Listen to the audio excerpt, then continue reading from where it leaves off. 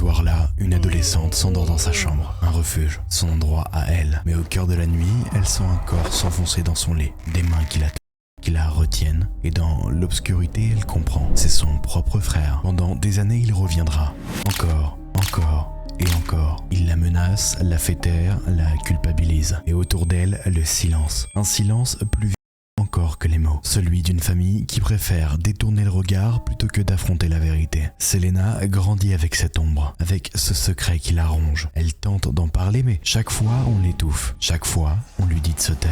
Jusqu'à ce qu'un jour, d'autres voix s'élèvent. D'autres femmes, victimes du même homme. Alors commence un long combat. Celui d'une sœur contre son propre frère. Celui d'une femme contre le silence. Une quête pour la vérité, une quête pour la justice. Dans cet épisode, Selena raconte tout. Les nuits d'angoisse, les poids du secret, les cris qu'on n'a pas entendus et cette confrontation qu'elle redoutait plus que tout. Qui est cet homme? Pourquoi a-t-il fait ça? Et jusqu'où ira-t-elle pour qu'il réponde de ses actes? Installez-vous confortablement, éteignez les lumières et venez écouter l'histoire d'une femme qui s'est battue contre l'horreur, et ce, au sein même de sa propre famille. Bienvenue dans Storycube. J'ai été victime de mes 3 ans à mes 21 ans de la part de mon grand frère et d'autres personnes. Je dormais dans la chambre de ma mère, il est venu en pleine nuit, ma mère n'était pas là. Il n'y avait que ma sœur qui était au domicile à ce moment-là, qui dormait aussi. Donc ça a sonné 2h du matin environ, je vais ouvrir. Quelques heures après, ce qui me réveille, c'est qu'il est debout devant moi, sorti, caleçon sur les pieds, en me disant « s'il te plaît, touche-moi ». Donc il prend ma main, il me force à le toucher, Je dis non, mais ça va pas, j'en ai pas envie, dégage, pars s'il te plaît, arrête ça en fait. Tant bien que mal avec les filles, on essaie de s'endormir, moi très stressée, mais je me sens comme protégée parce qu'il y a ces filles dans la chambre. Ouais. Je me dis, bon, ce soir c'est safe, il va rien se passer. Pas du tout, ça ne l'arrête pas, c'est pas quelqu'un qui a peur du danger et qui a peur de créer des traumatismes à qui que ce soit. Donc quelques heures après qu'on s'endorme, il vient de mon côté cette fois-ci et il s'allonge sur moi. J'ai pas envie, je sais que j'ai pas envie, je suis consciente de ce qui se passe. Il y a toute la famille, encore une fois, qui est ici. Et me partager aussi entre l'autre côté, me dire il y a mes nièces dans le lit, elles sont jeunes. Si je crie, elles ouvrent les yeux, elles voient cette scène d'horreur. 6 ans et 11 ans, quoi. Enfin, elles sont vraiment jeunes. Donc moi, j'ai pas envie de les traumatiser. Et lui, donc sur moi, ça rajoute du bruit, ça rajoute beaucoup de pression dans la chambre. Donc j'essaye de pousser un max, mais c'est pas suffisant. Et là, pour la première fois, du coup, il y a un vide. À proprement parler, puisqu'il arrive à me... Je lui parle, je lui dis s'il te plaît arrête, je pleure, parce que du coup j'étais en pleurs après la première fois, même pendant d'ailleurs, il le voyait bien, et je pleure, et je lui dis mais je t'en supplie, arrête, je suis ta petite sœur, allô, je lui parlais, je lui dis c'est moi, c'est Selena, enfin j'essayais de... Je disais juste s'il te plaît arrête, laisse-moi, c'est bon, c'est bientôt fini, t'inquiète. Et je sais que j'ai plus de preuves qu'avant, puisque j'ai tous mes échanges avec lui, mes échanges avec ma mère, on en parlait tout le temps, mes échanges avec du coup ma belle-sœur. J'ai vraiment beaucoup d'échanges par SMS, des audios, des appels. Je prenais souvent en fait avec un autre téléphone, quand j'étais au téléphone avec des personnes qui étaient plus ou moins proches de cette affaire. Quand je savais qu'on allait en parler, j'avais toujours la décence de filmer, d'enregistrer. Voilà. Donc tout ça, ça a constitué beaucoup de preuves. Ce qui a fait que quand je suis arrivée vers mon avocat, il m'a dit ok, on est bon. Bonjour tout le monde, aujourd'hui dans Storycube, on accueille Selena. C'est une jeune femme qui a vécu une histoire absolument terrifiante et aujourd'hui, elle va nous raconter qu'est-ce qu'elle a vécu. Comment ça a commencé tout ça? Le contexte familial déjà, il était assez instable. Je vivais avec mes 2 grands frères et ma grande sœur, avec ma mère, pas de figure paternelle à la maison, il est resté loin de nous et je pense que c'était le mieux à faire. Ma sœur et moi, on était des jeunes filles qui avaient envie de vivre en fait, tout simplement, et nos 2 grands frères étaient pas trop pour, donc c'est vrai qu'il y avait beaucoup de violence de la part de nos grands frères, des plus jeunes, hein, sans même parler de violence à ce moment-là, mais ils nous empêchaient de sortir, d'avoir des copains. Vous étiez 4 frères et sœurs du coup? On était 4 frères et sœurs à la maison, exactement, à ce moment-là. Un jour, un de mes frères a décidé qu'on serait plus frères et sœurs. Il a tout coupé directement. C'est-à-dire? En commençant à m'appeler. Comment ça commence? Ça commence crescendo. Au début, c'est seulement la nuit, quand tout le monde dort, que ma mère est au travail, puisqu'elle travaille nuit. Elle me récupère dans ma chambre, donc j'étais avec ma sœur dans la même chambre. Avec le temps, j'ai appris que plusieurs fois, elle avait des doutes de ce qui se passait, mais elle était trop jeune elle-même pour comprendre, parce qu'on n'a que 4 ans d'écart. Et mon frère, du coup, me récupère, il m'emmène dans sa chambre et fait de moi une actrice. Il met des films porno. que sur la télé et il me fait tout reproduire. Il met une couverture sur mon visage pour pas me voir, je pense, parce que peut-être qu'il a honte de lui-même. Je sais pas, encore jusqu'à maintenant, je me demande, puisque la première fois que j'ai vu son visage, c'était bien plus tard, mais il fait de moi son objet. À ce moment-là, il décide de prendre possession de moi. Et donc ça veut dire que lui, il a quel âge à ce moment-là? Lui, il a 11 ans. Il te prend, il te met dans la chambre, il te fait voir un film pour adultes? Exactement. En fait, mon frère a eu des gros problèmes très jeune avec la sécurité. Puisque quand il était encore en primaire, il se masturbait en classe. Il a été amené à vivre avec le C. Bien trop tôt, je pense aussi de son côté, de par mon père, enfin mon géniteur et notre géniteur à tous. Je pense que lui, il a vécu des choses assez sordides avec mon père pour reproduire ça à peine 11 ans et connaître les films pop. Et puis tout ce qui... Votre père, à ce moment-là, il est plus dans le domicile familial, d'accord? Non, notre père, à ce moment-là, il est plus du tout dans le domicile familial. À partir d'un moment, je pense que ma mère, elle s'est dit, c'en est trop, il faut qu'on parte pour la sécurité de ses enfants. Et... bonne chose de faite à ce moment-là, mais voilà, garder quand même des agresseurs. Comment ça continue cette relation, entre guillemets, avec ton frère? Comment ça évolue? C'est quoi un peu les prochaines étapes donc? Les prochaines étapes, c'est que tous les jours, ça se passe un petit peu comme ça. Ensuite, quand on est en famille, donc on va, je sais pas, chez un oncle pour faire un anniversaire, ou pendant qu'on est en train de tous manger sous la table, il me glisse des doigts, ou moi, il me fait lui toucher sous son caleçon. Très vite, il est... Donc pendant qu'on est tous en train de manger du gâteau, moi je me retrouve à avoir sa semence sur la main alors que j'ai 7 ans, 8 ans. Ça a été vraiment quotidien. Ça dure de mes 3 ans à mes 14 ans à peu près, puisque du coup à ce moment-là il rencontre une femme, enfin en tout cas il part de la maison, il a l'âge de partir, ils attendent un enfant, ils prennent un appartement dans une autre ville pas très loin de chez nous, mais ils quittent dans tous les cas le secteur. Avant qu'il quitte le domicile, est-ce qu'il y a d'autres moments comme ça? Il y a d'autres moments qui m'interpellent bien sûr, puis moi je m'en suis souvenu bien plus tard, mais une copine me l'a rappelé, qu'un jour on allait sortir. Moi j'ai commencé à sortir très très jeune, en boîte de nuit, faire la fête, en soirée, etc. Donc j'avais 14 ans, j'étais encore au collège, et ma copine dormait à la maison, et elle m'a rappelé qu'un jour je lui ai dit hier il m'a vu sur le canapé dans le salon, et en fait tellement que c'était gros, à l'époque elle y croyait pas puisqu'elle se disait juste qu'elle a besoin d'attention à 14 ans. Enfin, elle raconte ça comme si elle me disait elle va acheter une baguette, donc c'est vrai que pour elle c'était tellement lunaire comme situation que non, c'était pas vrai. Et maintenant, forcément, elle s'en veut, elle regrette, elle me dit j'aurais dû en parler à mes parents, essayer de faire quelque chose à son humble niveau comme elle pouvait à son jeune âge, mais donc je l'en veux pas du tout, mais c'est vrai que ça a continué toute ma vie et c'était partout. Maintenant, c'est un peu plus flou, mais c'était tout le temps récurrent. Toi, tu comprenais déjà cette notion à ce moment-là? Est-ce que J'ai jamais compris la notion du consentement puisque ça m'arrivait partout, tout le temps, avec d'autres personnes que mon frère. Ça m'arrivait avec un de mes cousins, ça m'arrivait avec le gardien de mon immeuble, ça m'arrivait avec le mec qui tenait le tacos au coin de la rue, ça m'arrivait avec un ami à mon grand frère. Et c'était ce cercle-là, c'était tout dans le cercle après l'école. Donc pour moi, c'était ma vie. Je connaissais que ça, donc c'était normal. J'étais pas forcément pour. Je savais que j'en avais pas envie, mais je ne connaissais pas la notion du consentement, pas du tout. Pour en revenir un petit peu de manière chronologique, donc tu grandis jusqu'à 14 ans. Durant tout ce temps, est-ce qu'il se passe des choses déjà avec d'autres personnes ou pas forcément? Bien sûr. Pendant tout ce temps, justement, il s'est passé ces choses-là avec toutes ces autres personnes. C'était en même temps, c'était simultané, donc voilà, c'est ça, je peux me faire par mon grand frère. Et le lendemain matin, partir au collège, croiser le gardien de mon immeuble qui me proposait de me donner un ticket restaurant pour m'acheter des bonbons, des pains au chocolat et pouvoir amener ça au collège. Et il en profitait pour glisser sa main dans ma culotte, m'embrasser alors qu'il avait 50 ans et que moi j'en avais 10 quoi. Donc ouais, ça a été vraiment tout le temps. Toi, tu disais quoi à ce moment-là? C'est passé comment la première fois par exemple? Je le repoussais même plus en fait.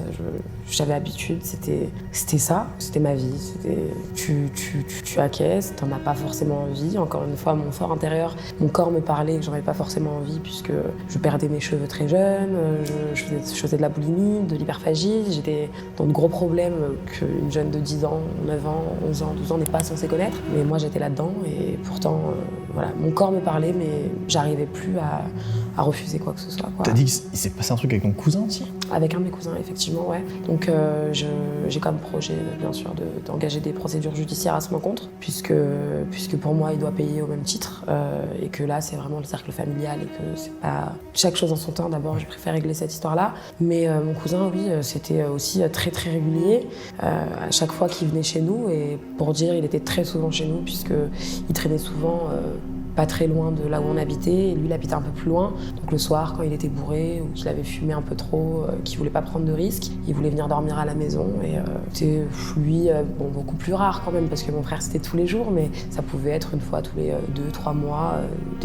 Dès qu'il est à la maison, il faisait ce qu'il avait à faire. Donc en l'occurrence là, j'ai un gros souvenir de lui parce que ça a été le dernier. Et à ce moment-là, j'en ai parlé à ma mère, du coup pour mon cousin, donc je devais avoir 16 ans. Je dormais dans la chambre de ma mère, il est venu en pleine nuit, ma mère n'était pas là. Il n'y avait que ma sœur qui était au domicile à ce moment-là, qui dormait aussi. Donc ça a sonné 2h du matin environ, je vais ouvrir. Il me dit oui, je suis dans la merde, j'ai nulle part où dormir, est-ce que je peux dormir ici? Je savais que j'étais pas à l'aise avec sa présence, mais à la fois, bon, j'étais encore dans ma forme de déni, donc j'ai accepté qu'il reste au domicile ce soir-là. Et il est resté au domicile et quelques heures après, donc moi je me suis endormie voilà, naturellement. Quelques heures après, ce qui me réveille, c'est qu'il est debout devant moi, sorti, caleçon sur les pieds, en me disant « s'il te plaît, touche-moi ». Donc il prend ma main et il me fait toucher à la main. Donc je le repousse tout de suite. Donc j'arrive à dire non, pour une fois dans ma vie, j'arrive vraiment à dire non. Je lui dis non, mais ça va pas, j'en ai pas envie, dégage, pars s'il te plaît, arrête ça en fait. Fais-toi soigner, je sais que c'est pas la première fois. Donc là j'arrive vraiment à poser des mots. Et il me dit allez s'il te plaît, et vraiment il est dans son truc quoi. À ce moment-là, il est matrixé, il a un voile devant les yeux et il voit plus rien, il voit pas le nom, il voit pas le consentement et il continue jusqu'à ce qu'il essaye tant bien que mal de me mettre son dans la bouche. Je le mords un petit peu et donc là je pars en courant dans ma cuisine, je prends un couteau et je me mets à crier quoi, et je lui dis mais tu dégages en fait là, maintenant tu pars tout de suite. Tellement que j'ai crié, ça a réveillé ma grande sœur et ma grande sœur est venue et on l'a chassée de la maison. Donc j'ai pas fini ma nuit forcément, j'étais très très perturbée à ce moment-là, j'ai pleuré pendant des heures et des heures jusqu'à comprendre un peu ce qui s'est passé. Le lendemain j'en ai parlé à ma mère. Évidemment, en lui racontant la gravité de ce qui venait de se passer. C'était pas comme mon frère, donc c'était pas son fils. Là, pour moi, racontes ça à ta mère, elle dit quoi ta mère? Ma mère, tout de suite, elle lui envoie un message en lui disant il va falloir qu'on se rejoigne, on va aller boire un coup tous les deux, on doit parler. Forcément, il lui a jamais répondu et elle a jamais cherché à faire plus. Donc pas grand-chose s'est passé suite à cette histoire. Et donc ça, c'était la dernière fois, mais avant ça, c'était tout le temps. Quand il venait à la maison, c'était tu peux me mater. Tu peux me faire ci. Et moi, j'avais l'habitude de ça, donc je refusais pas forcément. J'acceptais, en tout cas, je me laissais faire. Tu grandis dans cet environnement comme ça, je crois que tu rencontres un garçon à 17 ans? C'est ça, je grandis dans cet environnement, je suis au lycée à ce moment-là. J'ai toujours mes répétitions par les personnes que je rencontre, puisque je suis rentrée dans une forme d'hyper. Donc au collège, je me suis fait habiller par plusieurs garçons qui pensaient que j'étais une pute. Donc j'étais devant mon collège à ce moment-là et 4 garçons viennent, ils me disent toi on sait ce que t'es, vas-y.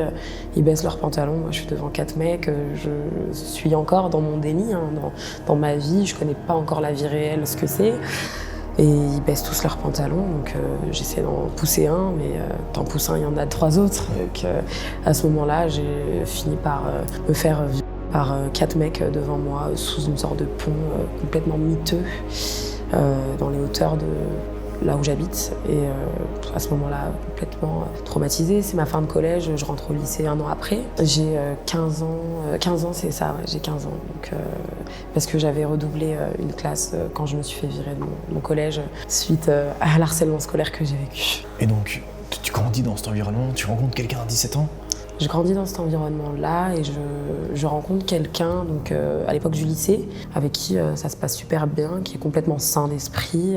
Donc je commence un petit peu à lui raconter ce que j'ai vécu dans les grandes lignes sans jamais rentrer dans le détail parce que j'avais honte. J'avais clairement honte. Je me disais, putain, mais qu'est-ce qu'il va penser de toi? Il va se dire... Et je voulais pas gâcher cette première relation saine que j'étais en train de vivre. Donc c'est vrai que j'évite au maximum de rentrer dans le détail, mais je le raconte quand même parce que pour moi, à ce moment-là, je ressens que ça fait partie de mon histoire et qu'il faut en parler, même si je suis encore vraiment dans le déni. Parce que quand il me dit à quel point c'est grave, tout ce que je lui raconte, et qu'il me dit qu'il va m'accompagner déposer plainte, je lui donne l'interdiction formelle de faire quoi que ce soit, et je lui dis qu'on n'ira jamais déposer plainte, que je lui en parle à lui parce que ça me fait du bien d'en parler, mais que ça s'arrête à là, quoi. Je n'irai pas plus loin. Qu'est-ce qui se passe après? Alors après ça, quelques mois après, les Mon frère se sont arrêtés à mes 14 ans environ. Je le croisais de temps en temps quand il venait chez ma mère, mais j'évitais au maximum de le voir. Donc je demandais à ma mère toujours si tu sais qui vient, tu me préviens. Je l'ai toujours, je pense, ressenti, même si à ce moment-là, j'étais quand même dans une forme d'amnésie traumatique. Et un jour, donc, je dors chez ma mère. Mon copain habitait à une trentaine de minutes à pied de chez moi. 22h, quelqu'un sonne à la maison. Moi, le lendemain, j'allais au lycée. Ma mère va ouvrir. Surprise, c'est les enfants, mon frère et sa femme à ce moment-là qui arrivent. Donc ton frère Mon frère qui m'a vu toute ma vie. Donc là, il est là, je suis là et je dors dans la même maison que lui. J'évitais vraiment tout le temps d'être chez moi quand il était là, quoi. Je sortais à droite à gauche, j'étais devenue limite une SDF, quoi. J'étais tout le temps chez ma meilleure amie, je restais pas là parce que je voulais vraiment pas le croiser. Et là, j'avais pas le choix puisque ma meilleure amie, elle dormait, enfin, elle a une maison, elle a une famille. Je peux pas me pointer chez elle à 22h30. C'était en plein hiver, donc c'est vrai que c'était compliqué. Je vois qu'il est là, je suis complètement choquée. Je sais pas trop comment réagir, donc je m'enferme dans ma chambre, tout simplement. Je dis bonjour aux enfants, histoire de leur dire bonjour, machin. Je voulais éviter tous les « alors, tu racontes quoi ?» machin dans le salon, la réunion de famille, comme si on était parfait, c'était plus mon fort. Donc je m'esquive dans ma chambre, je m'enferme. Et quelques heures après, donc quand tout le monde dort, je vais aux toilettes, donc je me réveille en pleine nuit. Je retourne dans ma chambre et j'oublie de refermer la porte à clé. Dans l'état de fatigue dans lequel j'étais, enfin voilà, j'ai pas pensé à fermer la porte. Donc je me rallonge. Quelques secondes, minutes après, je sens qu'il y a quelqu'un qui rentre dans ma chambre, une présence. À ce moment-là, je me dis bon, c'est peut-être mon chat. J'évite de faire directement de prendre des décisions dans ma tête. Je me dis peut-être que tu te matrixes. Enfin, j'étais vraiment encore dans le déni, donc pour moi, c'était pas vraiment arrivé ce qui était passé avant. Enfin, c'était très flou. C'est vraiment très très flou. Et donc dans ma chambre, il y avait un canapé. Il n'y a pas quelqu'un qui vient directement dans mon lit, quelqu'un qui s'assoit sur mon canapé et qui touche un téléphone, qui met un film. Et j'entends, puisque bon, à ce moment-là j'ai 17 ans, donc les films. Puis en plus j'ai connu ça toute ma vie, donc je sais ce que c'est un bruit de film. J'entends ça et là, j'ai le souffle coupé, quoi. Je me dis mais qu'est-ce que je vais faire de cette situation? Il y avait sa femme dans le salon avec ses enfants, il y avait mon grand frère et l'aîné dans la chambre à côté, il y avait ma mère dans sa chambre. Était là aussi. Bien sûr, avec ses enfants, tout le monde était à la maison, quoi. C'était vraiment là une situation plus que problématique pour moi pour faire péter tout ça. Donc je me dis bon, peut-être que ça n'existe pas. J'essaye de peut-être m'inventer à ce moment-là un monde où c'est pas le cas, où je fais un cauchemar, où j'en sais rien. J'essaye de m'en sortir comme je peux en tout cas, et jusqu'à ce que il vienne dans mon lit et qu'il essaye de me péter. Toi, tu sais à ce moment-là qui c'est? À ce moment-là, je sais tout de suite qui c'est, puisque mon plus grand frère, l'aîné, n'est pas du tout un vieux. Il déteste ce genre de personne d'ailleurs, donc je sais que c'est pas lui et c'est la seule personne à la maison qui aurait été capable de me faire ça dans tous les cas. Je savais que ça allait pas être ma mère, que ça allait pas être sa femme à lui, que ça allait pas être ses enfants, donc vraiment dans tous les cas le choix il était vite fait. Et puis j'ai toujours ressenti un malaise quand il était là. J'ai jamais été bien en le voyant, en le croisant. Même si j'étais dans une amnésie traumatique, j'ai toujours su quand même, puisque je racontais quand même à mon copain. Donc tu comprends que c'est... Je comprends qui c'est, je comprends ce qui se passe surtout. Et à ce moment-là, donc, je fais 150 kilos, j'ai des très grosses cuisses et il ne parvient pas à me péter. Donc il fait comme il peut, il essaye de me péter ce qu'il pense, mais c'est pas le cas. Il part, je suis complètement scotchée, je n'en crois pas à ce qui vient de se passer. Donc là, je suis en robe de chambre, sans sous-vêtements, pieds nus. Et je vais dans la chambre de ma mère et je lui dis c'est la maison de l'enfer, cette baraque. Je pars tout de suite, je me casse en fait. À ta mère, tu lui dis ce qui s'est passé? À ce moment-là, pas du tout. Juste, je lui dis ça et pour moi, bon, c'est censé être un appel de phare, puisque dans tous les cas, elle savait déjà ce qui s'était passé quand j'étais plus petite, à 3 ans. Mais ça l'a pas plus que ça choquée. Elle me regarde, elle me dit mais qu'est-ce que t'as toi encore? Et puis en fait, je pars à 2h du matin, pieds nus, en pleurant. Personne me retient. À ce moment-là, pour moi, c'était tant mieux. Je vais chez mon copain de l'époque en lui disant écoute, il s'est passé ça, et là c'est très grave. Donc là, il est complètement choqué puisque on est en couple. Pour lui, c'est la fois de trop. Donc il me dit non mais là, Selena, demain on va déposer plainte et je te laisse pas le choix. Donc là, encore une fois, c'est moi qui m'énerve contre lui. Tellement que je suis dans mon déni, quoi. Je lui dis mais non, on va pas déposer plainte. Je te l'ai déjà dit, je ne porterai pas plainte. Ça se fait pas chez nous. Attends, t'es à moitié, parce qu'il était à moitié des mêmes, quasiment mêmes origines que moi. Donc je dis, tu sais très bien que chez nous ça se passe pas comme ça. Tu veux que je sois là membre de la famille. Enfin, vraiment, je suis dans cette matrix-là, quoi. Donc, parce qu'on m'a vraiment inculqué ce truc-là depuis toujours. Je retourne au lycée le lendemain, comme si de rien n'était. T'as quel âge à ce moment-là? J'ai 19 ans, pardon. J'ai 19 ans à ce moment-là. Donc vraiment, j'essaye d'avancer maintenant avec ce bagage en plus, qui est très lourd à porter. Puisque là, je me dis, ok, il s'est pas arrêté à avant. Là, je sais que je suis pas folle. Mais je doutais quand même, encore, je sais pas. Qu'il a une femme et des il a enfants. une femme et des enfants. Donc là, vraiment, je commence à vraiment m'inquiéter pour mes neveux et nièces, sachant que je savais au plus profond de moi qu'il se passait quelque chose avec mes nièces, mais que je peux pas le prouver, je peux pas l'accuser comme ça, c'est trop simple. Donc je dis juste rien. J'essaye au maximum de les protéger en allant passer de temps en temps des étés chez sa femme. Donc chez lui aussi, il n'était pas souvent là, pour garder un œil sur les enfants. Enfin vraiment, je rentre dans ce truc-là de mes 17 à 19, 20 ans, jusqu'à ce qu'en en 2019, donc là j'ai 21 ans, ça se reproduit encore. Donc là, c'est l'été, j'ai accès à plusieurs mobil-homes dans un camping, donc j'ai envie de faire plaisir à mes neveux et nièces et les faire passer des vacances, parce que leur mode de vie n'était pas hyper sain non plus. Hein. Mon frère est quelqu'un de vraiment très instable psychologiquement, donc il cassait tout chez lui. Vraiment, les enfants, ils grandissaient dans un milieu hyper malsain et toxique, donc je voulais vraiment l'été leur faire plaisir. Et voilà, là, il y a la piscine, il y a Tata qui vous fait plaisir au maximum. Enfin, je les adore, donc vraiment, j'ai envie de tout donner pour eux.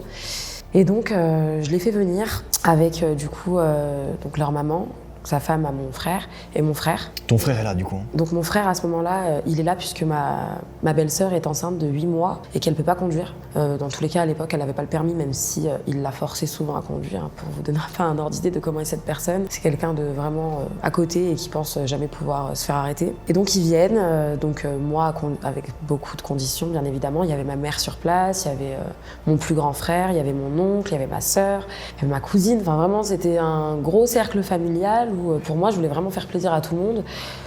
Toute ma famille, malgré que maintenant je me demande pourquoi, je voulais vraiment faire plaisir à tout le monde et j'ai quand même dit à ma mère, ils viennent, mais par contre, ils déposent les enfants et ils partent. Ils restent pas dormir. Ok, ouais, donc ils devaient juste venir poser les enfants. Voilà. Poser les enfants pour les 2 semaines de vacances et ensuite ils s'en aillent. Je veux pas le voir, quoi. Donc moi, en plus, à ce moment-là, je me suis dit, je vais vaquer à mes occupations et je vais même pas calculer ce qu'il fait quand il dépose les enfants. Je le croise même pas, ça me va très bien. Sauf que quand je retourne de mes petites occupations, je vois qu'il est encore là, donc je vais voir ma mère. Il était pas censé partir avant que j'arrive, on s'était mis d'accord. Et là, elle me dit « Selena, je suis désolée, il est venu me voir, je connais mon fils, il est complètement drogué, il a pris de la il a beaucoup bu, c'est lui qui conduit, il y a sa femme qui est enceinte de 8 mois, c'est quand même dangereux s'ils reprennent la route ce soir. » Donc on essaye de un peu rentrer dans ma tête de cette manière-là. Et puis à ce moment-là, c'est vrai que c'est la meilleure des solutions à prendre pour ma belle-sœur qui est enceinte de ma nièce. Donc du coup, j'accepte qu'ils dorment sur place, avec encore condition, c'est qu'ils ne dorment pas dans le même mobil-home que moi, c'est-à-dire qu'il aille dans le mobil-home homme. Donc, c'est vrai que tout ça, ça aurait pu mettre la puce à l'oreille à ma mère, hein, forcément, puisqu'à ce moment-là, elle n'était pas encore officiellement au courant de ce qui se passait. Mais je sais pas si moi demain j'ai une enfant et qu'elle me dit qu'elle est autant pas à l'aise avec son frère, je commence à me poser des questions si surtout j'ai déjà été au courant de quelque chose quand ils étaient plus jeunes, quoi. Mais bon. En tout cas, à ce moment-là, ça n'a pas été le cas. Donc ma mère, elle me dit « Ok, il n'y a pas de souci, dormiront dans le mobil-home des garçons, etc. » Ok. Et puis le soir, je me rends compte qu'il est dans mon mobil-home en fait, avec sa femme, dans le canapé-lit du salon. Il y avait 3 chambres, donc ma mère était dans une chambre avec ma sœur et ma cousine. La chambre du milieu, c'était réservé aux personnes dont je m'occupais à ce moment-là. Et du coup, moi, dans ma chambre, j'étais avec ces 2 filles. Tant bien que mal avec les filles, on essaie de s'endormir. Moi, très stressée, mais je me sens comme protégée parce qu'il y a ces filles dans la chambre. Ouais. Je me dis, bon, ce soir, c'est safe, il va rien se passer. Pas du tout, ça ne l'arrête pas. C'est pas quelqu'un qui a peur du danger et qui a peur de créer des traumatismes à qui que ce soit. Donc, quelques heures après qu'on s'endorme, ma plus jeune nièce, qui à ce moment-là avait des gros problèmes d'articulation, elle avait très mal aux membres, au ventre, se plaint dans la nuit, donc elle commence à pleurer, etc. Donc j'essaie de la calmer au maximum pour que ça n'alerte personne d'autre que moi. C'était pas suffisant, donc sa maman l'a entendu, hein, parce que forcément quand on est maman, je pense qu'on en alerte, mais sauf que là elle était très fatiguée, très mal au dos avec la grossesse. Elle demande du coup à donc son copain à ce moment-là, donc mon frère, de venir s'occuper donc de sa fille, qui est dans ma chambre. Donc j'entends ça de loin, donc moi directement je pars en crise d'angoisse, crise de panique. Je me dis mais non, c'est pas possible, ça va pas se reproduire. Mais je me dis non, il va s'occuper de sa fille et il va partir quoi. Encore une fois, pas du tout. Il va vers ma nièce, il s'occupe d'elle 30 secondes, ça n'a pas duré très longtemps. Et il revient, donc il fait le tour du lit, quoi. C'était une chambre de mobil-home, donc c'est très petit, hein. Il fait le tour. Et il vient de mon côté cette fois-ci, et il s'allonge sur moi. Il s'allonge sur moi, donc moi à ce moment-là, je suis partagée entre soit tu le défonces, parce que là j'ai 21 ans, j'ai pas envie, je sais que j'ai pas envie, je suis consciente de ce qui se passe. Il y a toute la famille, encore une fois, qui est ici, et me partager aussi entre l'autre côté, me dire il y a mes nièces dans le lit, elles sont jeunes, si je crie elles ouvrent les yeux, elles voient cette scène d'horreur, 6 ans et 11 ans quoi, enfin, elles sont vraiment jeunes, plus jeune elle devait avoir 5 ans, donc moi j'ai pas envie de les traumatiser.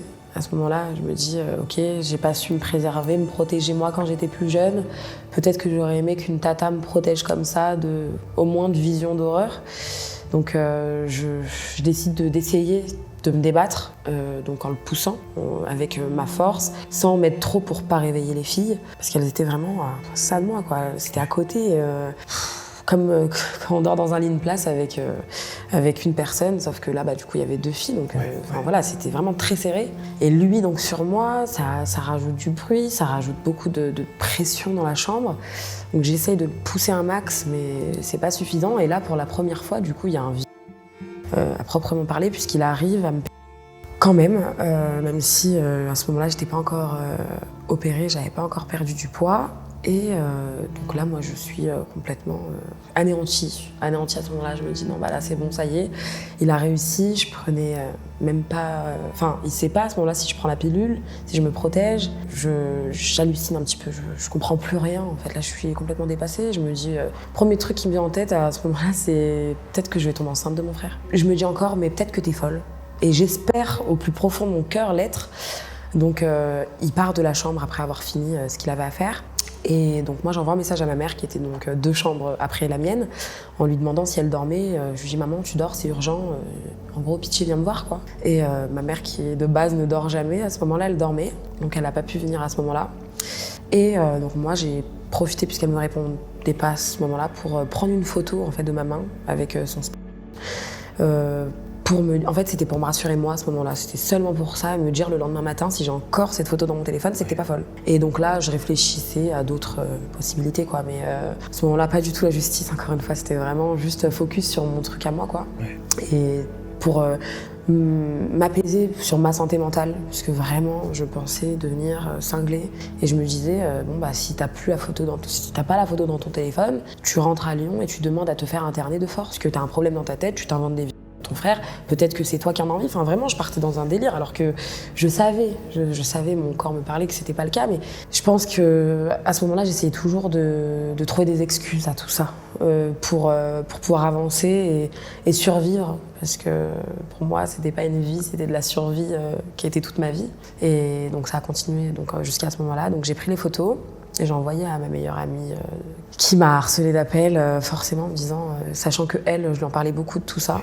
Après la fois, du coup en 2017, où elle m'a dit mais faut que tu déposes plainte avec sa maman. Vraiment, j'ai eu un gros soutien de leur côté. Pas suffisant pour que je dépose plainte, mais quand même j'étais très soutenue. Je lui ai envoyé, elle a halluciné, elle m'a dit mais Selena, là maintenant c'est bon, stop en fait. Là je te laisse plus le choix, j'en ai rien à foutre de ta mère, j'en ai rien à foutre de ton frère, j'en ai rien à foutre de tout le monde. En gros là tu rentres à Lyon et on va ensemble déposer plainte s'il faut. Donc là ça fait 2 personnes quand même qui me disent mais je t'accompagne quoi. Donc j'aurais pu me réveiller, mais à ce moment-là pas vraiment encore. J'ai ma mère, donc 15 minutes après cette fois-là, il revient dans la chambre, il recommence. Donc il me revient une 2e fois en l'espace de 15 minutes. Je dis ok le mec, il en a gros sur le cœur pour me faire autant de mal, mais il continue. Donc là encore une fois, j'essaye de le pousser. Encore une fois, il me voit dans les yeux. Je lui parle, je lui dis s'il te plaît arrête. Je pleure parce que du coup j'étais en pleurs après la première fois, même pendant d'ailleurs, il le voyait bien. Et je pleure et je lui dis mais je t'en supplie, arrête, je suis ta petite sœur. Allô, je lui parlais, je dis c'est moi, c'est Selena. Enfin, j'essayais de rentrer en communication avec lui, c'était très compliqué. Et pareil, en fait, un peu que mon cousin, il me disait juste, chut, s'il te plaît, arrête, laisse-moi, c'est bon, c'est bientôt fini, t'inquiète. Et je disais, mais il y a tes filles, arrête, imagine, elles se réveillent. Il me disait, chut, chut, et il mettait ma main sur ma bouche, en fait, pour que je me taise, parce que je pense que je commence à faire de plus en plus de bruit. Donc là, il s'en va. Je dors quasiment pas après ce qui s'est passé, hein, parce que je suis complètement ailleurs, là, je crois plus en rien, je me pose juste plein de questions. Donc, sachant que du coup en me réveillant j'ai vu effectivement la photo dans mon téléphone, donc je savais que j'étais pas folle et que du coup je rentrais dans une sorte d'éveillement. Là c'est bon, je suis réveillée, je sais tout ce qui s'est passé. J'envoie un message du coup à ma mère encore une fois en lui disant après il faudra qu'on aille boire un coup et tout, toutes les 2 fois qu'on parle. On va boire un coup dans le café du camping et là je lui explique tout du coup et je lui raconte même pas la fois de quand j'avais 3 ans, puisque ça c'est elle qui me le raconte après dans la discussion, donc je lui raconte de mes souvenirs à moi, ce qui m'est arrivé, en lui disant écoute, il m'a vu quand j'étais plus jeune, quand j'étais bébé, j'étais enfant, quand j'étais pré-ado, quand j'étais ado, et il a recommencé adulte. Donc ton fils, c'est un danger public, il a des enfants et il faut faire quelque chose. Elle me dit ah ouais, mais je suis choquée, donc elle pleure. Enfin vraiment, là on est rentré dans un truc où j'ai senti beaucoup de sincérité de sa part. Jusqu'à quand j'ai senti beaucoup de sincérité de sa part, puisqu'elle me... Là je lui dis il va peut-être falloir qu'on dépose plainte contre lui, qu'on fasse quelque chose. Mais ça va pas la tête, Selena, mais on va pas déposer plainte contre ton frère quand même, c'est ton frère, t'es sérieuse? Et vraiment avec beaucoup de légèreté à ce moment-là, elle est repartie sur beaucoup de légèreté. Non, mais pas du tout, je vais lui en parler et on va régler ça entre nous. On va pas les parler, ça va pas la tête. Tu veux que tout le monde nous regarde de travers dans le quartier ou quoi? Ça va pas la tête, non, on va pas faire ça, t'inquiète, laisse-moi gérer, je vais lui parler. C'est quoi, je vais lui parler maintenant? Mais tu vas pas lui parler maintenant, là je suis là, il y a ses enfants, il y a sa femme, non, j'ai pas envie, là je suis pas à l'aise avec... Là, c'est pas ok, là, j'ai pas envie, pas du tout. Et puis là, j'essaye de me projeter le fait qu'elle aille lui parler, que tous les deux, machin. Et je lui dis, ouais, mais on sait jamais, parce qu'elle voulait lui parler en voiture, partir avec lui en voiture. Je lui dis, ouais, mais imagine, c'est un fou. Moi, je sais que ce mec, il a un problème dans la tête, il est instable. Je lui dis, non, j'ai peur, imagine, il rentre dans le mur avec toi, il assume pas, en fait, tout ce qu'il a fait, et il a peur de ce que tu es en train de lui raconter, il panique, enfin, on sait pas. Donc je lui dis, non, j'ai pas envie que tu meurs, en fait, à cause de lui. C'est hors de question que tu partes parler avec lui en voiture, quoi, non. Donc je lui dis, si tu veux, après les vacances, tu iras lui parler chez lui, tu iras dans le sud, là où il habite, et tu lui diras que t'es au courant de tout, mais pas comme ça, quoi. Non, j'ai pas envie.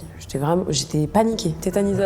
Rien qu'à l'idée qu'elle aille lui parler alors que j'étais là, ça me stressait d'une manière folle. Finalement, elle va lui parler ou pas? Donc elle va lui parler un peu plus tard, quelques semaines après, en lui disant que j'ai déposé plainte, en fait. Parce qu'elle lui parle qu'à ce moment-là. Avant ça, c'est comme si c'était pas arrivé, c'était un peu plus... Quand moi je lui en parlais, je disais alors, t'as parlé avec lui? C'était très rare parce que j'étais gênée, j'avais honte, vraiment honte à ce moment-là, donc j'évitais au maximum de voir ma mère dans les yeux et de lui rappeler que son frère... sa fille, quoi. Enfin, je trouvais ça hyper bizarre, moi j'étais pas à l'aise avec ça, encore une fois, donc j'ai évité un max, mais parfois je lui en parlais. Donc après les vacances, ça a été très rapide entre le moment où je suis rentrée de vacances et que j'ai déposé plainte. Comment ça se passe quand tu déposes plainte? Je rentre de vacances, je devais me faire opérer d'une chirurgie bariatrique et j'en parle à mon psychologue, en fait. C'était la première fois de ma vie que je voyais un psy et je lui raconte toute ma vie et en fait, ma vie, moi, c'est pas un film à l'eau de rose, donc je lui raconte ma vie à moi. C'est-à-dire les violences psychologiques, les violences physiques, l'harcèlement, la trichotillomanie, l'hyperphagie. Enfin, je lui raconte vraiment toute ma vie et en fait, là, tout fait sens dans sa tête et il comprend pas trop ce que je lui raconte. Je pense qu'il a l'air hyper dépassé. Il me dit, mais vous êtes en train de me dire que la dernière fois que vous vous êtes fait par votre frère qui a commencé à vous à 3 ans, c'était là, il y a 3 semaines. Je lui dis, oui, pourquoi? Moi, hyper naturellement, il me regarde, il me dit, mais c'est pas normal ce que vous me racontez, en fait. Donc, je vais devoir faire un signalement, il a des enfants, je suis soumise au secret professionnel, mais également à la protection de l'enfance. Et vous me dites, parce que je lui faisais part de mes craintes par rapport à mes nièces, à mon neveu. À l'époque, je disais, moi, j'ai peur qu'il touche aux enfants, j'en ai vraiment peur. Et ça, c'était mon plus gros combat, quoi, parce que je voulais vraiment les préserver de tout ça, même si pour moi, c'était trop tard. Mais je voulais quand même un maximum. Oui. Elles avaient quel âge, ces filles, à ce moment-là? Ces filles, elles avaient 2019, 8 ans et okay. Voilà, c'était quelques années après, donc 8 ans et 9 ans. 9 ans et 7 ans, quoi. Voilà, les filles, elles avaient 9 ans et 7 ans à ce moment-là, donc vraiment, moi, je voulais les couper le truc au max, quoi. Et donc, en fait, je lui raconte tout ça. Le psy, il reste bouche bée, complètement choqué. Et il me dit, je vais devoir faire un signalement Moi, je dis OK. Pour moi, je sais pas à quoi amène un signalement à la protection de l'enfance, mais en fait, c'était pas la protection de l'enfance, c'était plutôt la brigade des mœurs. Donc, j'ai été contactée quelques semaines après par une policière qui m'appelle et qui me dit « On a besoin de vous entendre dans une enquête où vous êtes victime ». Moi, je fais directement le lien. Hein. Je sais que ça allait arriver, mais je m'attendais pas à ce que ce soit la police. Donc c'était en janvier donc 2020. J'y vais, je lui raconte tout, je lui montre la photo que j'ai prise, je lui donne. Donc elle a la photo en sa possession, elle sait que je dis la vérité, elle est hyper énervée, et elle me croit quoi. Enfin là je sais à ce moment-là que j'ai en face de moi une femme qui me croit, qui sait que je dis la vérité et qui veut me protéger pour de vrai.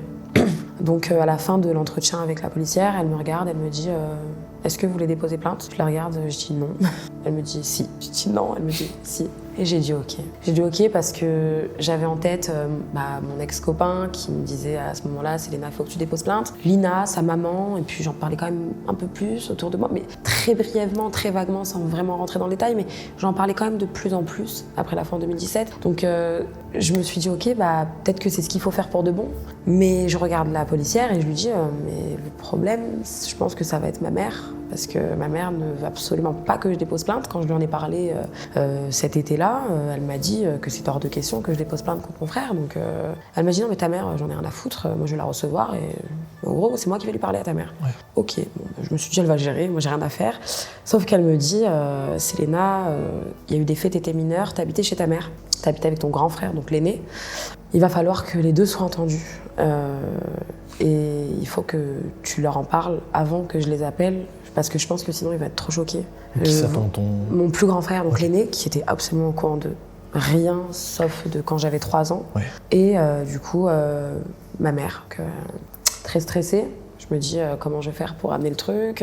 Je rentre à la maison et naturellement, ni deux, je vais la voir dans sa chambre et puis je lui dis faut que je te parle. Je lui explique que j'ai vu un psychologue pour me faire opérer et qu'un psy, ça fait parler. Et que indirectement, j'en suis venue à lui raconter toute ma vie et tout ce que je lui ai raconté il y a quelques mois. Et qu'il s'en est décousu une plainte puisqu'il y a eu un signalement, etc. Donc là, elle part complètement en vrille, en cacahuète contre moi.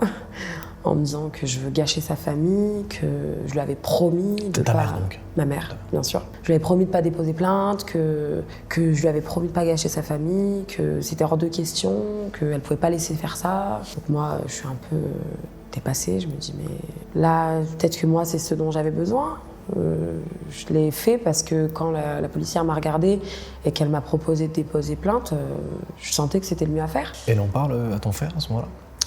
L'aîné, oui. Ouais. Pas... non, le petit, le frère plus jeune qui des deux, mon frère. Alors elle lui en parle pas tout de suite. Elle n'en parle pas tout de suite puisque d'abord elle me menace de se... Si je ne retire pas ma plainte. Donc moi j'ai très peur. J'ai que ma mère puisque j'ai pas de père à la maison. Mon plus grand frère aîné, il n'est pas apte à s'occuper de sa petite sœur, je le sais. Donc dans ma famille, j'ai eu extrêmement peur parce que ma mère, c'était vraiment toute ma vie quoi. Donc je l'idéalisais beaucoup. Je la voyais comme une vraie battante et je me disais si là elle en arrive à me dire ça, c'est que là ça va pas. Donc là je me suis dit non, je dois absolument empêcher ça.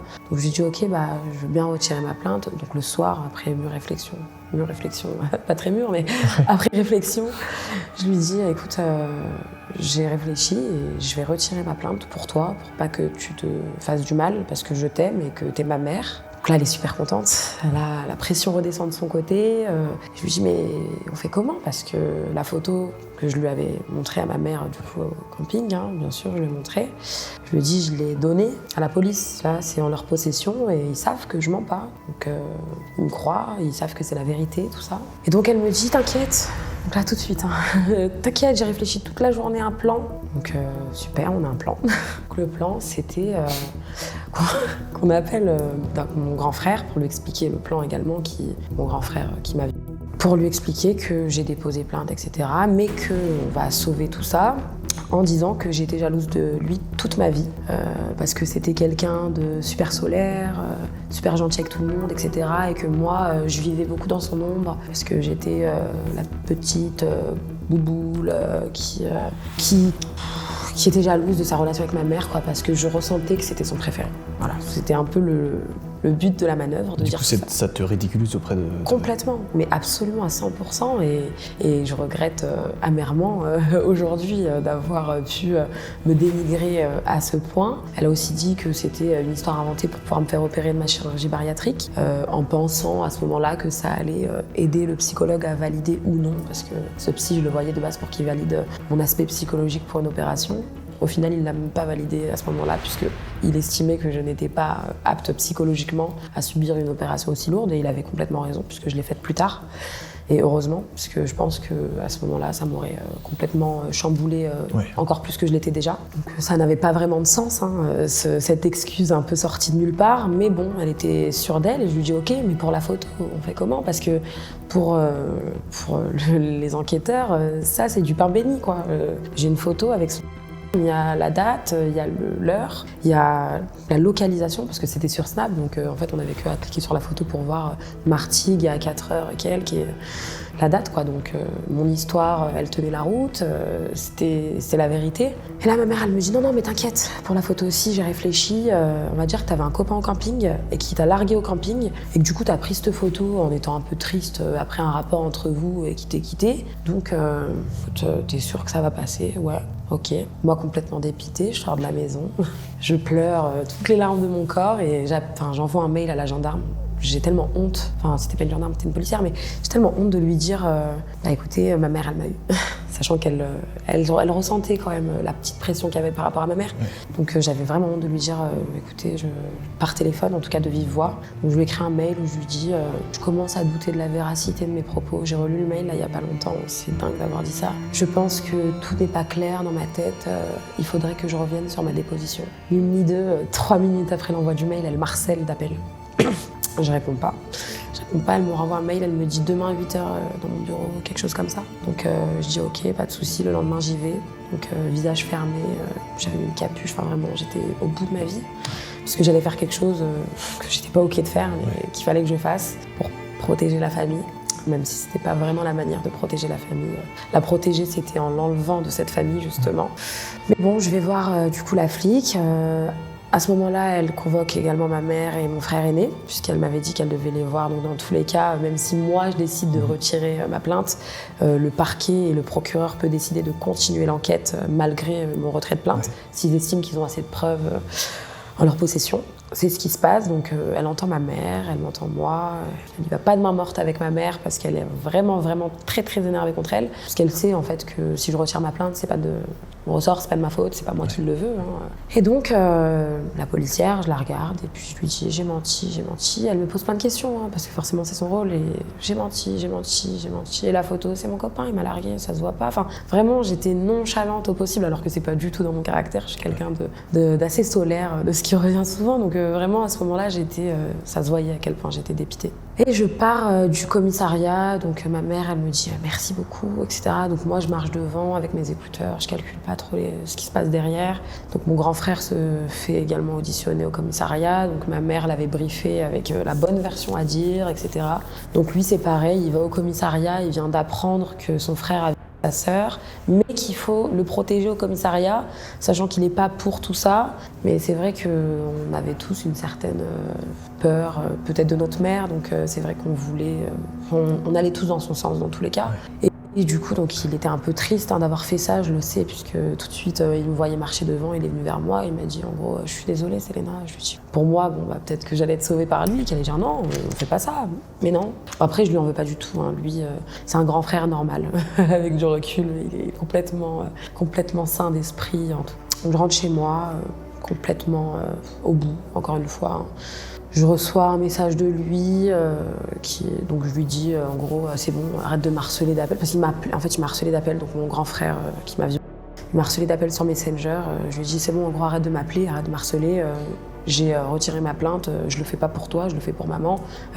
Je passerai ma vie à t'en vouloir, maintenant on n'en parle plus, ou quelque chose comme ça, quoi. Il me répond pardonne-moi pour tout, Manena, c'est mon surnom.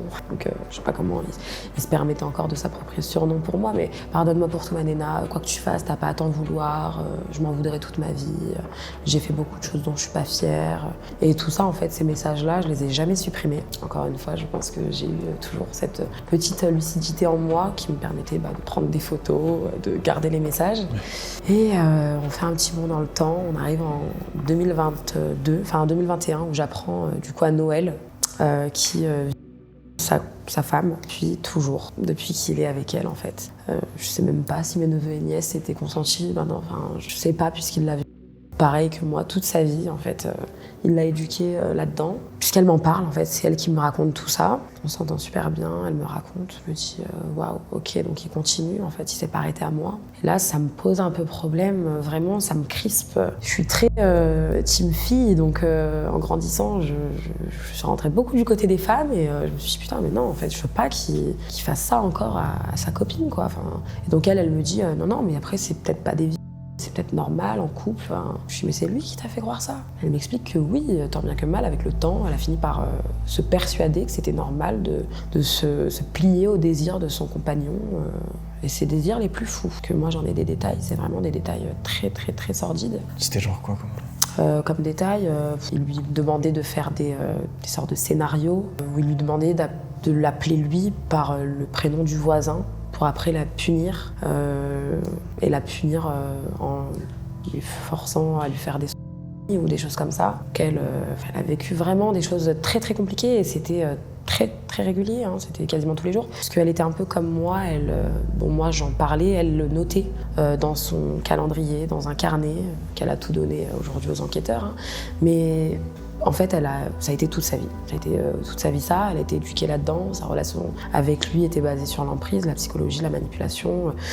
Donc quand toi-même tu t'es fait toute ta vie par ton frère, que tant bien que mal t'as fini par retirer ta plainte, sachant que t'en avais pas envie et que t'apprends qu'il est ta femme, que tu considères toi-même comme ta sœur, là ça fait beaucoup.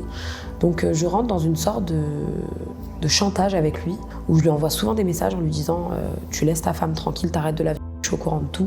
Mais tu lui dis rien de ce que je t'ai dit, sinon je lui balance tout ce que tu m'as fait. Ça marche pendant quelques mois. Au jour, il pète un câble parce qu'un pervers narcissique qui se sent en danger et un peu tenu par les couilles, comme on dit, je pense que ça lui plaisait pas de se dire que là, je commençais à prendre un peu le dessus sur la situation. Donc un jour, il lui dit. Elle se sent complètement trahie par moi puisqu'il casse tout chez elle.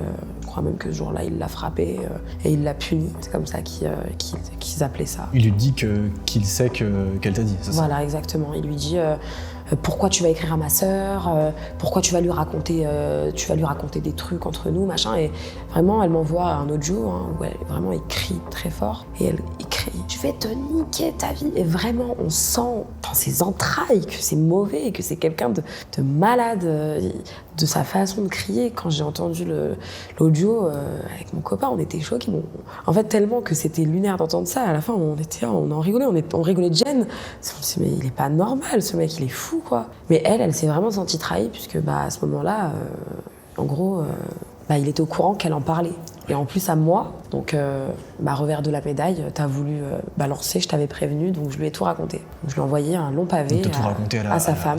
Donc je raconte tout à sa femme exactement, dans un long message, en lui expliquant tout ce qu'il m'a fait, tout ce qui s'est passé, le fait que j'ai retiré ma plainte, enfin vraiment tout ce qui s'est passé, en fait, je raconte tout. Elle tombe un peu dénue, mais ça fait 16 ans qu'elle est avec lui, elle connaît que sa manipulation, elle est sous emprise, elle a des enfants avec, ils habitent ensemble, il lui a fait croire qu'elle était rien sans lui, donc elle y croit. Je pense sincèrement qu'elle y croit à ce moment-là. Aujourd'hui, je sais qu'elle sait que j'ai la vérité, mais à l'époque, je sais qu'elle y croyait aussi, mais que c'était tellement gros et que lui, derrière, quand elle lui en a parlé, parce qu'elle l'a un peu mis au pied du mur, il lui a dit « mais tu la crois, elle, tu sais très bien comment elle est, Selena, tout le monde la traite de à Lyon, c'est pas pour rien, elle sort en boîte depuis qu'elle a 14 ans et toi tu crois que moi je l'ai vue ».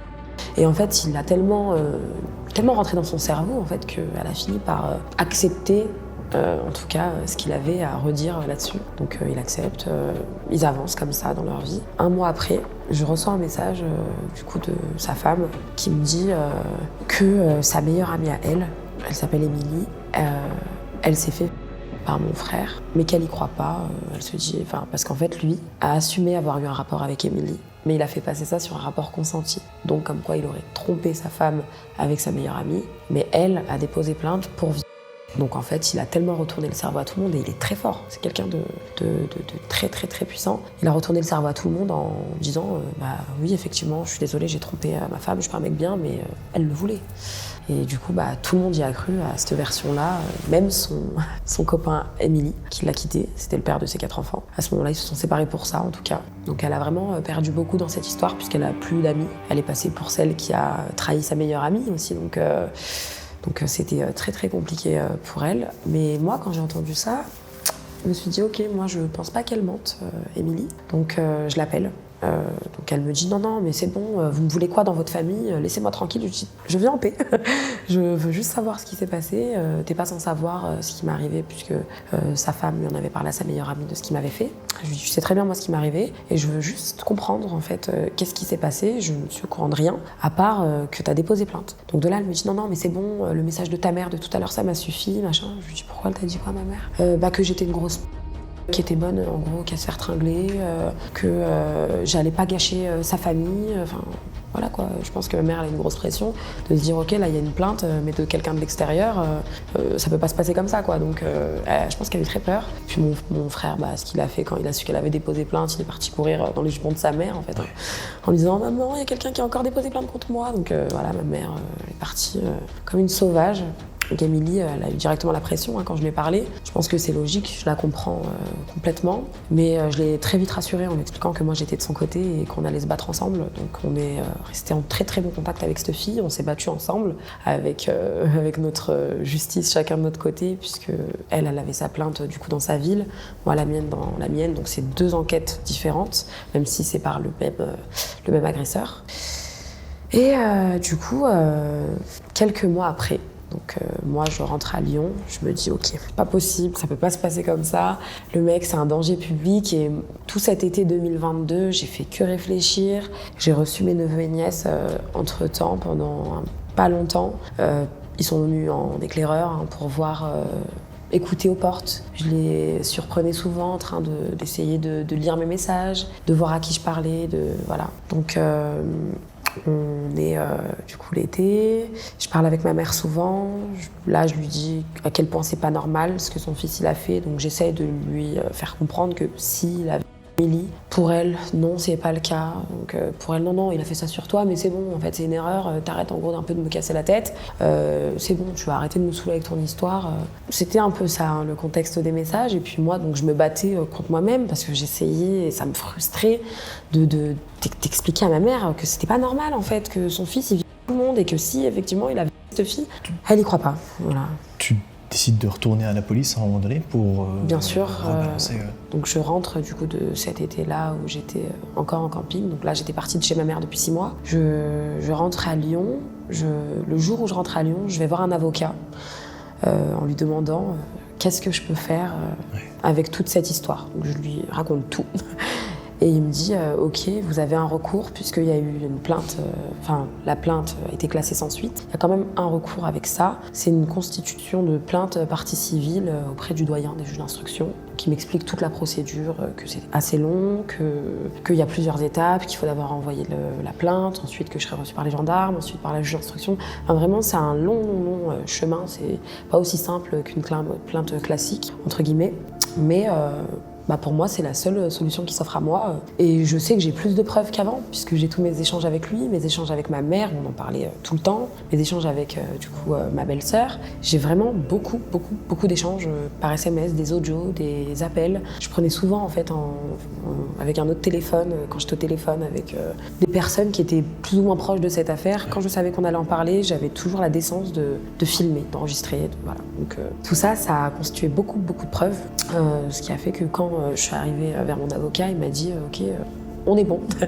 Je pense que ça va être assez fluide pour moi, donc la plainte suit son cours. J'ai plus de contact du tout avec mes neveux et nièces, encore une fois pendant 2 ans. Jusqu'à janvier 2024, où je reçois un message de ma belle-sœur sur TikTok qui me dit... Donc c'est la femme de... La femme de mon frère, exactement, qui m'envoie un message pour me dire « Coucou, appelle-moi urgent à ce numéro ». J'étais 6h du matin. Là, directement, j'ai une boule au ventre instantanée qui vient en moi. Je me dis « Non, pas ça ».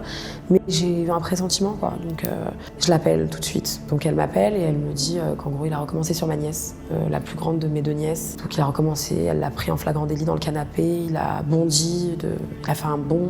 Quand il l'a vu, il a sursauté, il a eu peur. Il avait le caleçon au niveau des genoux, ma nièce, le legging au niveau des chevilles.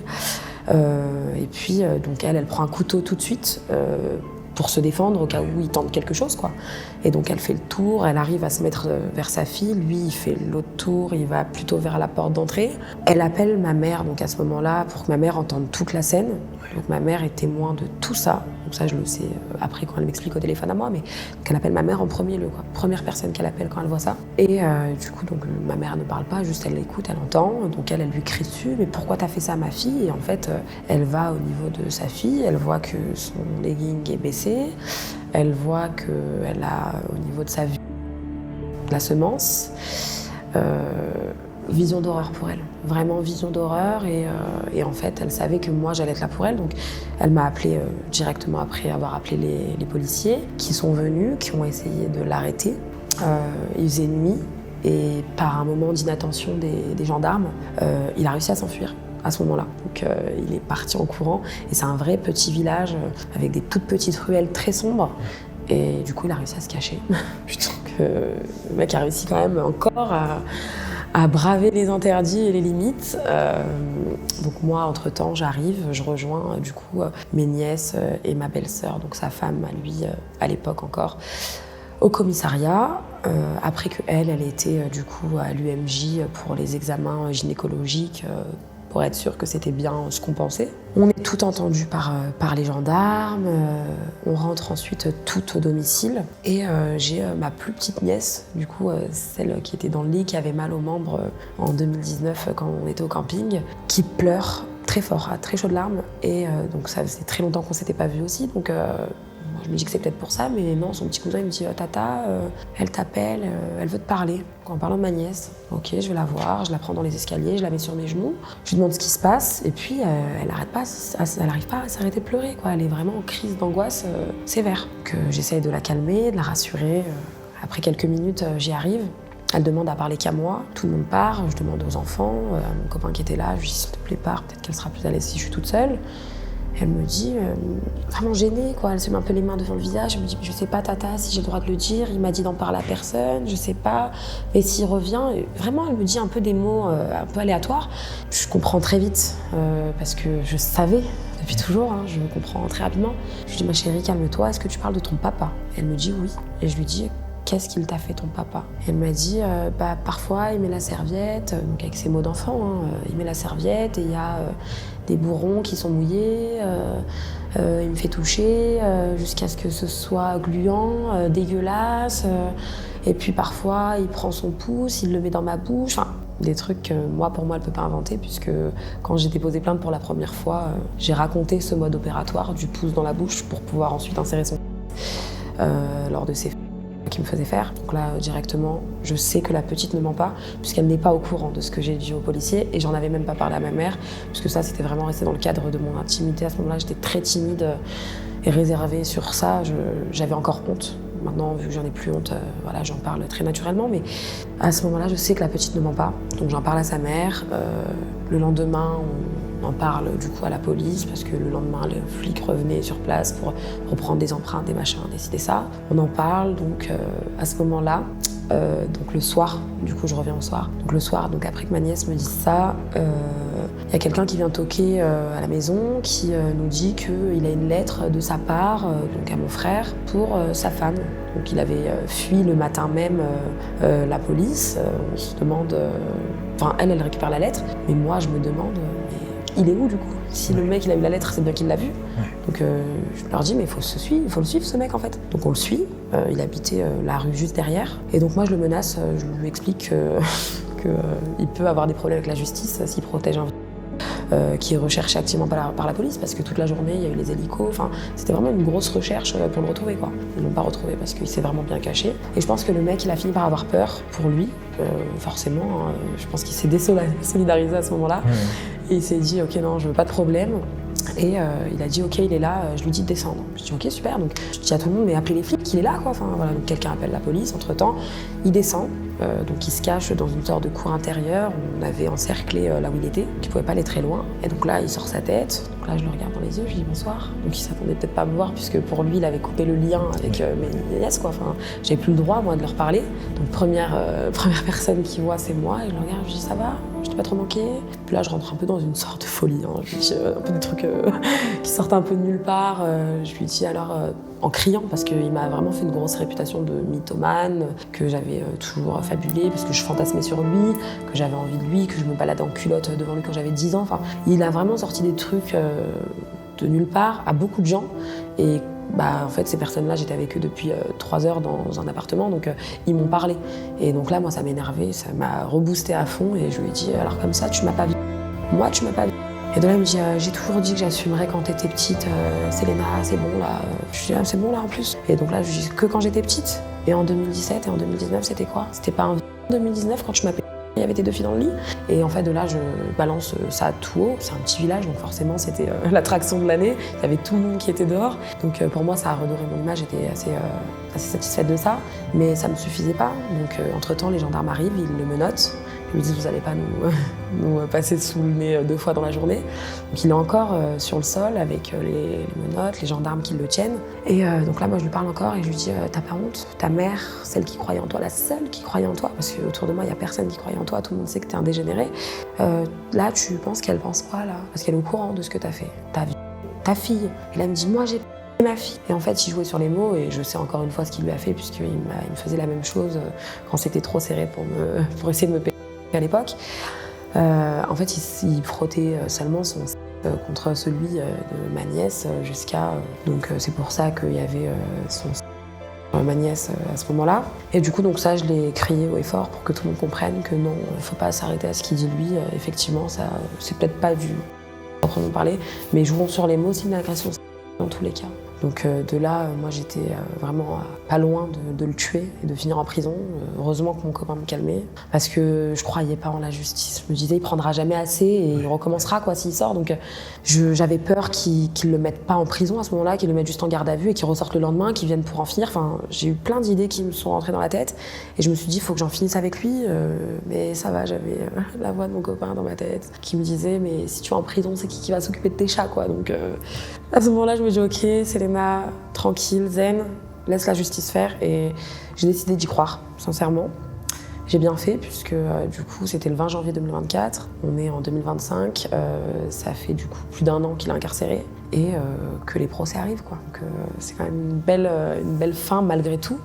Parce qu'au moins, il est hors d'état de nuire. Et ça a été ma bataille pendant toutes ces années, quoi, de le mettre vraiment hors d'état de nuire de mes nièces, mes neveux et d'autres personnes, puisqu'on a su avec le temps qu'on n'était pas seulement nous en victime, on n'était pas que 4, on était 8 en tout, juste de ce qu'on sait. Donc après, qu'est-ce qu'il peut avoir d'autre?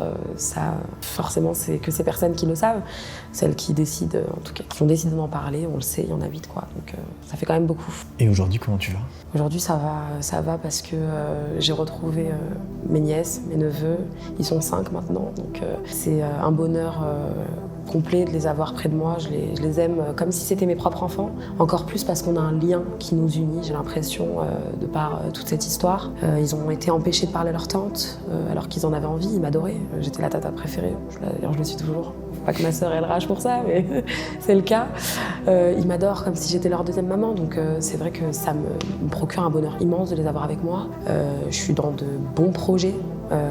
J'ai décidé maintenant de parler, de plus me laisser faire par cette manipulation, d'emmener ma parole le plus loin possible pour que ça puisse aider d'autres personnes, les plus jeunes, qui se sentent bloqués là-dedans, leur donner un coup de pouce et leur montrer que ouais, on peut avancer, on peut aller mieux dans le temps.